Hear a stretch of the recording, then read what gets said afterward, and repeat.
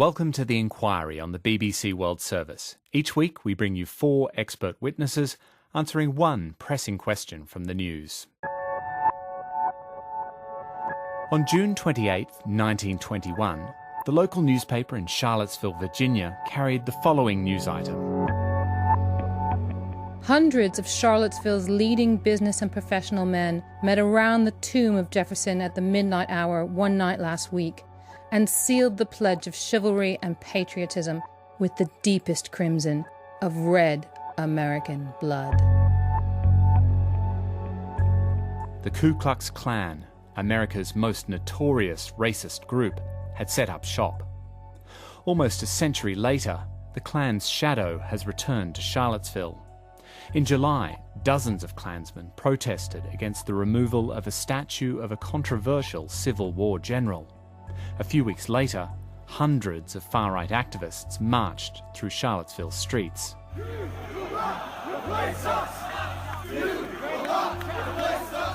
What followed has become infamous. There were violent confrontations with counter-protesters, and a far-right activist drove a car into a crowd of people, killing an anti-racism demonstrator. Although the Klan were a small minority of the protesters, their influence was clear in the burning torches they carried with them. What was missing were the white hoods. In 2017, not only is the KKK still alive, but its members have the confidence to march openly. I'm James Fletcher, and this week we're asking, how has the Ku Klux Klan lasted so long? Part 1. The Idea.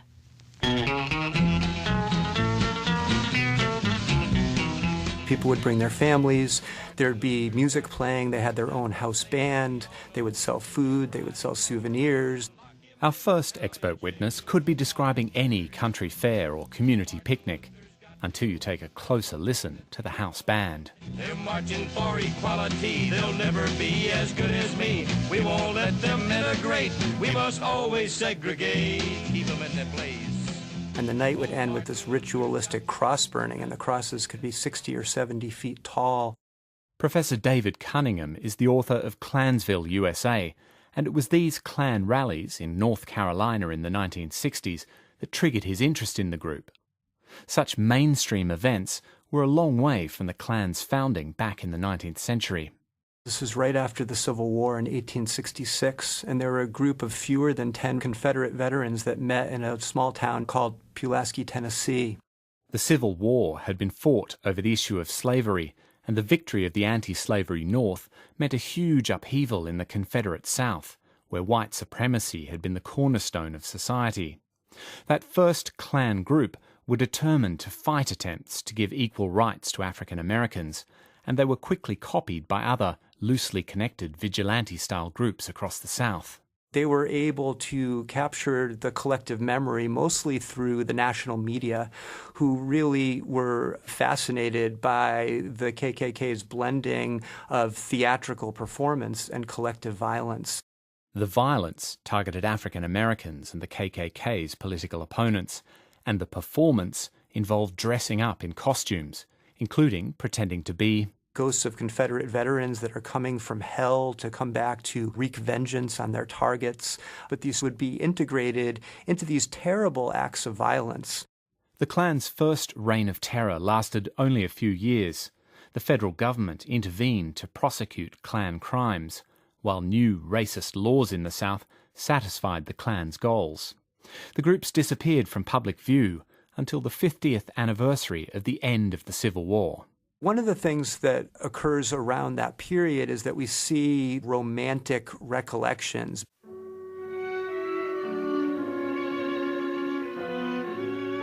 These romantic recollections sought to minimize the brutality of slavery and recast the Civil War as a fight for local rights.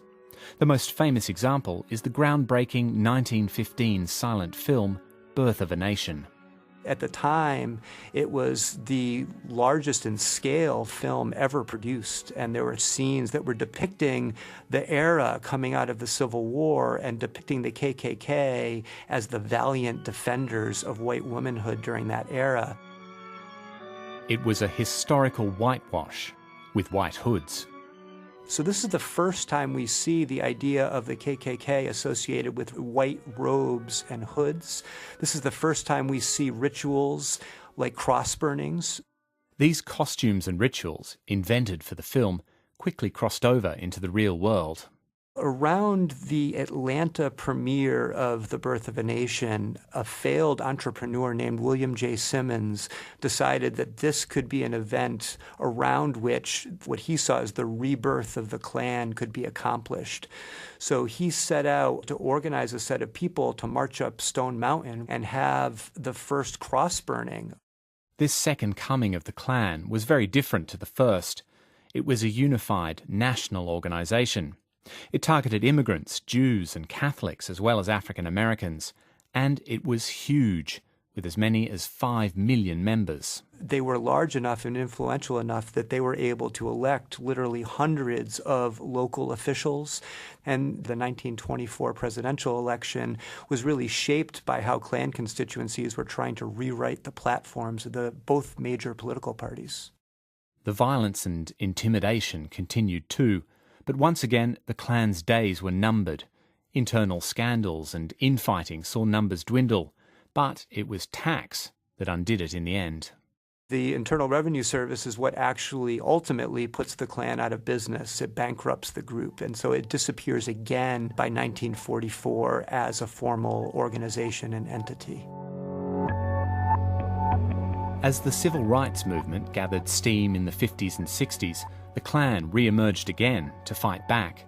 This infamous period included campaigns of bombing and murder, but the Klan was by now a dozen or so different groups, not the unified force it had been in the 20s. By the 1970s, its membership was falling again. So what has survived the 150 years since its founding isn't a unified Ku Klux Klan organisation, but an idea. In the U.S., when people think of organized white supremacy, by far the most resonant symbol of that are the symbols of the KKK, burning crosses, masks, white robes.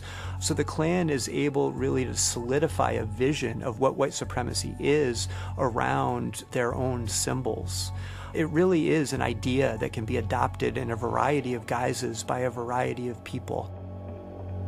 So who are the people who've adopted this idea, this vision, these symbols?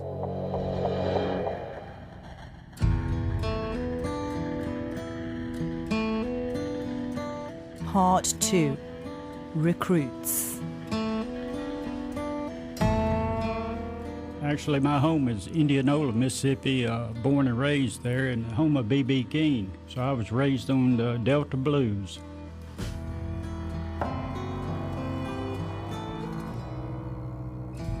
The Delta blues wasn't the only African-American influence in the upbringing of our second expert witness. Ironically, I was raised by a black lady. She worked for my grandmother, and she raised my mother, she raised my older brother, she raised my older sister, she raised myself, and a younger sister. So why, ironically? Well, my name is Scott Shepard, and I'm a reformed racist.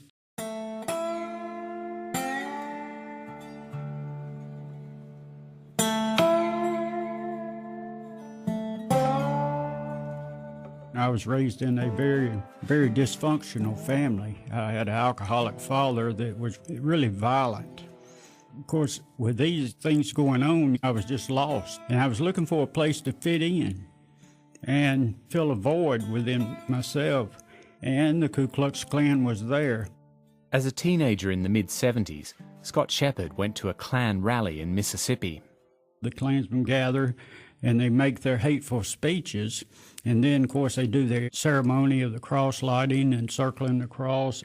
You know, I'd never seen anything like it. And I was drawn to the mystique of it. It wasn't just costumes and chanting that the Klansmen offered. They put their arm around my shoulders, you know, said, "We'll be your family. We'll take care of you. We'll protect you. We'll teach you." And they did. You know, they just taught me the wrong things. I did blame blacks and other minorities and people of different religions for the problems I had and my shortcomings, and that's what I did. Scott was, in his own words, gung-ho about his new racist world. Aged just 19, he was a Grand Dragon, or state leader, of the Klan in Tennessee. When you had the violence and fighting and the beatings and things like that, I didn't participate in it, but I cheered it on. And by cheering it on, that made me just as guilty, in my mind and in my heart. Scott says his skills lay more in recruitment of more young men just like himself. They came from a troubled home and had problems with their family or parents mainly. And I sat down to him and said I was totally lost out there in this world till I found the Klan movement and have been able to better myself, is what I told him. And once these young recruits were in, they were exposed to the Klan's ideology. They talk about the self-defense against an attack on their culture and their heritage by the federal government. And then they move into the race war. Once you hit that period, you're pretty much brainwashed. While people had to wait until 18 to become full members, indoctrination in the Klan's beliefs and rituals could start much earlier. Young kids, 2, 3 years old. I've even seen babies with robes and hoods on. Our second expert witness has described how the KKK has survived for so long. Where young men are troubled by a sense of chaos and confusion, it offers a promise of order. And the Klan have been very flexible in how they sell that. They don't really care about the immigration issues or other issues. Their main purpose is, to advance the white race and practice white supremacy. They just exploit a lot of these mainstream issues to get their self and word out, through the media. So you're saying they're opportunistic? Absolutely. And that, you took the word right out of my mouth.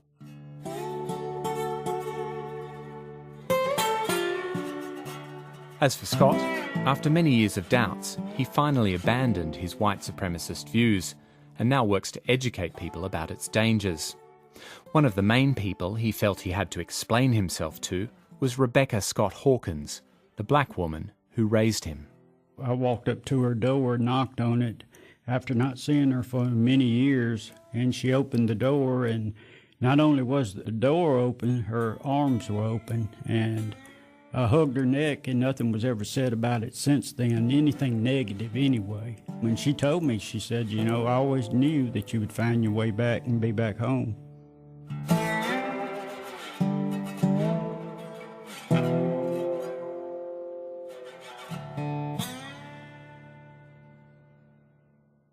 Part 3. Freedom to Hate. When I talk to Europeans, they ask me things like, how on earth has the United States not banned the KKK? Eric Bleisch is going to help us answer that question. He's written a book called Freedom to be Racist and has spent a fair amount of time as an American living in Europe, where most people are shocked to hear that in the United States you can say racist things in public and not get in trouble. the First Amendment to the US Constitution famously guarantees the right to free speech, but this wasn't always seen as absolute. In the civil rights era, for example, public order laws were used to ban anti-racism protests. When these cases ended up in the courts, judges started to rule that free speech couldn't be restricted by other laws. But the civil rights protesters weren't the only ones who benefited. The grand bargain at the time was, we will protect the rights of civil rights activists to say what they want. But to do that, we have to also protect the rights of racists to say what they want in the strongest possible terms. Just how far this grand bargain goes was made clear by a famous case in the 1970s. There was an attempt by a neo-Nazi group to march through Skokie, Illinois, which is a suburb of Chicago that is highly Jewish, and at the time, in the late 70s, had a very large proportion of Holocaust survivors. And the neo-Nazi group wanted to march through Skokie in uniform, in Third Reich garb. And that was quite provocative and seen to be quite an aggressive step in the direction of promoting racist values and ideas. In the end, the Supreme Court upheld their right to march through this town.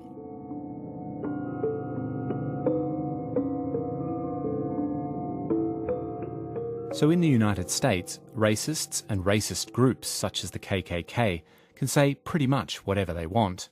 But there are some limits. If you say to a crowd that you have been whipping up into a racist frenzy, hey, look, there goes an X, whatever X may be, a Jew, an African American, an Asian, go get him, and that crowd attacks that person, you can be convicted for inciting violence. There are also limits when it comes to things like burning crosses. In 2002, the Supreme Court decided that if you are carrying a burning cross and you go and plant it in front of an African American's home, then that can be considered what's called a true threat, which means that person could justifiably fear for their lives that you are coming for them. And so that kind of intimidation is not legal. But if you want to burn a cross on your own land, for your own purposes, even if they're racist, that's okay. Of course, if KKK members break the law, they can be punished for that like everyone else. But the KKK as a whole can't be banned. In the United States, the way we handle the KKK and racists, neo-Nazis that want to march and speak is either through more speech, right, speaking back against their ideas and explaining why they're horrible and dangerous, or through counter-mobilization, counter-protests. It's up to private citizens and groups to apply pressure and try to restrict the Klan's activities. Some have done this through protest, while others have successfully bankrupted Klan groups by suing them for damages in civil courts.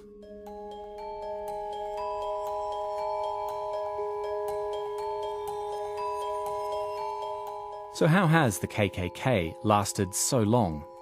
Our third expert witness has explained that one key reason is that the KKK's core belief, white supremacy and racism, is protected by America's approach to freedom of speech. Do you think the KKK will ever be restricted in the US? No, not for its ideas. I think that would be a huge change in American political culture. This helps us understand how the KKK has survived until today. But is it thriving?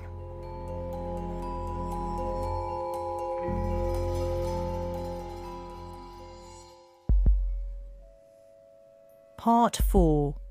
Old Ideas, New Movements. It can get a little emotional and a little overwhelming. On the other hand, somebody's got to read this stuff and document it. And it's a very, very dark place. Our final expert witness spends a lot of her time immersed in the world of organisations deemed to be actively spreading hate, often on the internet. You're reading everything from something that pretends to be an academic treatise to just gross memes about Jews and ovens. Heidi Beyrick works for the Southern Poverty Law Centre, which monitors all the hate groups active in the United States. At our last count in 2016, we documented 917 hate groups across the United States. And that's considerably higher than the numbers that we were recording, for example, in the 1990s, when the number of hate groups bounced around 450, a little up at one point, a little down. It's probably safe to say that there's maybe 1.5 million to 2 million people who are involved in the organized hate movement. That number includes black supremacist and Islamist hate groups, but the majority are white nationalists. The KKK is a fraction of its former size, with around 5,000 members overall, but it's part of a larger, more modern white supremacist community, much of it found online.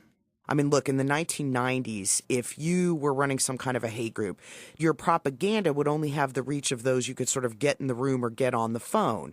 Well, of course, the World Wide Web changed all of that. The internet not only helped these groups reach more people, but also operated like a giant version of the Klan rallies we've already heard about, allowing a minority with radical views to surround themselves with people who agree with them. You know, the folks who stood on the streets of Charlottesville saying Jews get out and so on, they learned that boldness from online because you can feel like everybody stands with you. But it's not just the internet that's behind the rise of the extreme right.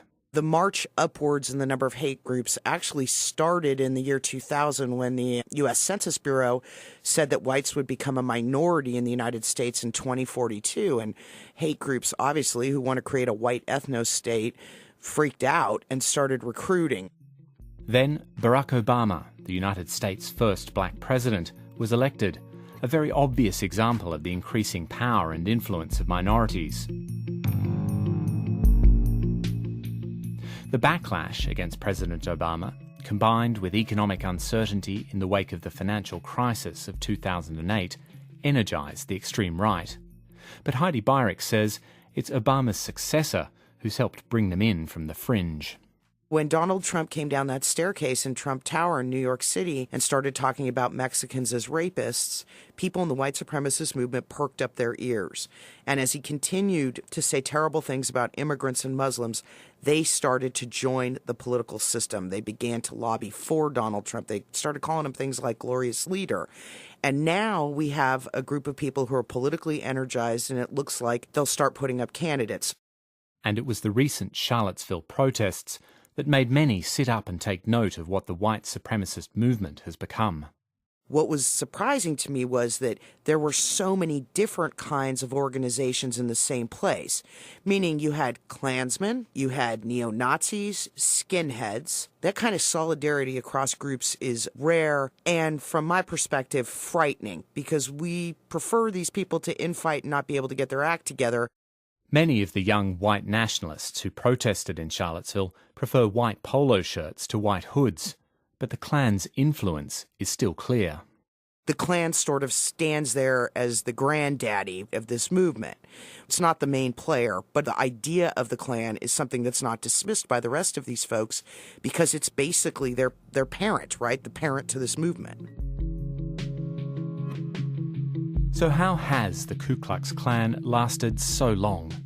We've heard how through its long history, the KKK has come and gone, rising opportunistically to take advantage of personal discontent and political and economic turbulence. American society has decided that all views, however extreme, have a right to be expressed, in the belief that sunlight is the best disinfectant. But sunlight also nurtures the seed that falls in fertile soil. White supremacy and the oppression of black people and then later other people. And those ideas have always animated American politics. They have become less and less of a force, but they're still there, and the Klan can still harness those ideas. And, to expunge them from our history is going to take some serious work.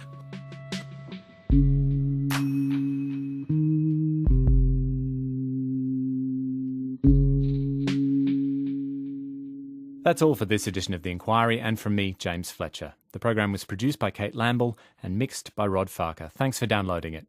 If you're interested in more of our inquiries into the current state of American politics, why not download our program, Is Donald Trump Good for Journalism?